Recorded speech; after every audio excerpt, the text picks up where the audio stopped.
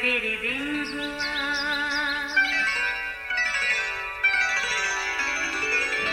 نیا پھر دن ہوا، پرانی رات کا کرے سو شکر ہم خدا کی ذات کا، خدا کی ذات کا نیا پھر دن ہوا۔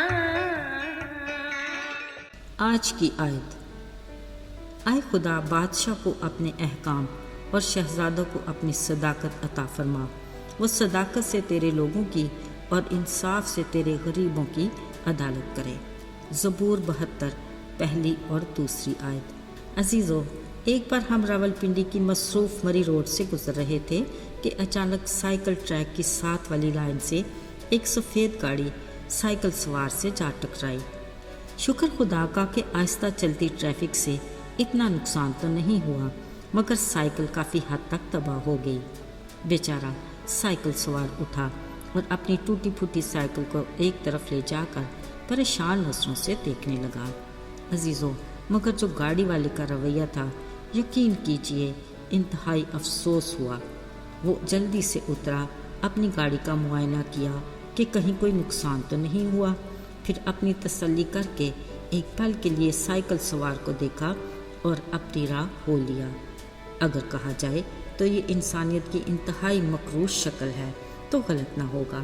یاد رہے، وقت ایک سا نہیں رہتا اور خدا کی لاٹھی بے آواز ہے، بقول اس کے غریب خدا کا ہے جس کا وہ خود خیال رکھتا ہے۔ عزیزو، خالق خدا نے بنی نوع انسان کو زمین سے مٹی لے کر بنایا اور اس میں ایک ہی طرح کا یعنی اپنا دم پھونکا۔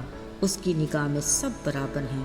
طبقاتی تقسیم انسان کے اپنے ذہن کی اختراع ہے جو بلا شبہ گناہ کے باعث انسانی فطرت میں تبدیلی کا نتیجہ ہے۔ چونکہ انسان آزاد مرضی کا ہے، جس نے جس بھی طرح کا طرز زندگی اپنایا اس کی شخصیت کی تعمیر بھی ویسی ہی ہوئی، اور جو زندگی کی دوڑ میں تھک ہار کر بیٹھ گیا وہ تو رہ گیا، اور جس نے ہمت اور جان فشانی کی وہ بازی لے گیا۔ پھر غربت اور امارت کی تفریق ہوئی، جس میں کچھ تو اپنی سستی کاہلی سے غریب بنا اور کچھ وقت اور حالات کے ہاتھوں غریب بنے۔ رہی بات امارت کی، کچھ تو محنت مشقت سے امیر اور کچھ نے شارٹ کٹ کا راستہ اختیار کیا۔ بہرحال ہر کسی نے پھل اپنے اعمال کا ہی پایا۔ بدقسمتی سے ہمارے معاشرے میں جس طبقے کے ساتھ ظلم زیادتی اور حق تلفی ہوتی ہے وہ غریب ہے، مگر خالق خدا اپنی مخلوق کے ساتھ نہ تو اس درجہ بندی کو پسند کرتا ہے اور نہ ہی ان کے ساتھ منفی رویت کو برداشت کرتا ہے۔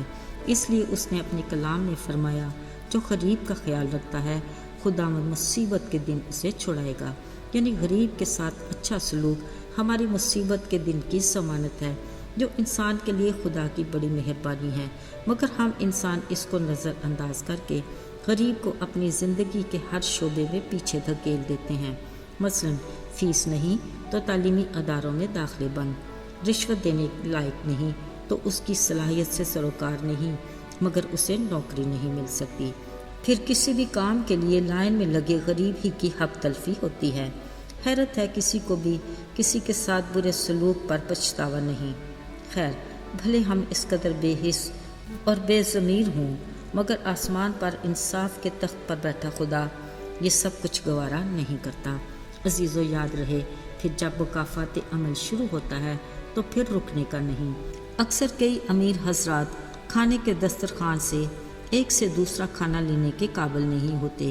کبھی ایسا مرض لاحق کہ روپیہ پیسہ بھی بیکار، دن کو سکون نہیں، رات کو نیند کے لیے دوا کا سہارا، گیٹ پر کھڑے گارڈ کے باوجود کسی انجانے شور سے جی دہل جاتا ہے، رشتے بھی مطلب کے اور دوستی پر بھی اعتبار نہیں۔ غور کریں، یہ کیسی زندگی ہے؟ اس کے برعکس غریب روح کی سوکھی کھا کر بھی صحت مند ہے، مزے کی نیند سوتا اور شکر گزاری کے ساتھ بیدار ہوتا ہے، خدا کے حکم کے مطابق محنت مشقت خون پسینے کی کمائی اپنی اولاد پر لگاتا ہے اور کئی طرح کی بدی سے بچا رہتا ہے۔ اس واسطے ذہنی سکون، دل کی خوشی کے لیے اپنا دھیان اور گیان خالق حقیقی سے لگائے رکھتا ہے۔ عزیزو، याद रहे, एतदाल पसंदी बहुत सी उलझनों का हल है। खुदावंद अपने कलाम में बार बार फरमाता है कि गरीब का ख्याल रखो, गरीब की खबरगिरी करो और उसके साथ इंसाफ करो। ज़रा याद करते हैं, सुलेमान जो इसराइल का बादशाह था, बावजूद इतनी शान व शौकत के उसे खुदा और गरीब के बारे में रवैये और सलूक का बखूबी अंदाज़ा था। वो हर वक्त खुदावंद से उसके अहकाम और उसकी सदाकत जानने का आरज़ूमंद रहता, ताकि वो इंसाफ से गरीब की अदालत कर सके। अज़ीज़ व बतौर मसीही हमें भी गरीब के हक़ में कहे खुदा के अहकाम और फरमान को किस कदर निगाह में रखने की ज़रूरत है। अज़ीज़ों, अगर खुदावंद के फ़ज़ल से हम खुशगवार ज़िंदगी गुजार रहे हैं तो ये हमारा फ़र्ज़ है कि ज़रूरतमंद लोगों का ख्याल रखें, खुदा की दी हुई बरक़ात को शेयर करें, ताकि खुदा हमारी बरक़ात की हदूद को बढ़ाए और हर दिन अपने हुज़ूर से हमारे लिए ताज़गी के दिन लाए। आइए दुआ करें। आए आसमानी खुदा बाप, हम शुक्रगुज़ार हैं कि तू हमारा ख्याल रखता है, हमें वक्त पर खाना मुहैया करता और तन ढांपने के लिए लिबास देता है। तूने हमें छत दी कि हम महफूज रहें। तेरी अनगिनत बरक़ात के लिए हम तेरा शुक्रिया अदा करते हैं और मिन्नत करते हैं कि तू हमें रहम दिल अता कर, ताकि हम तेरी बरक़ात को ज़रूरतमंद लोगों में शेयर करें। यीशु के बाबरकत और मुबारक नाम में आमीन।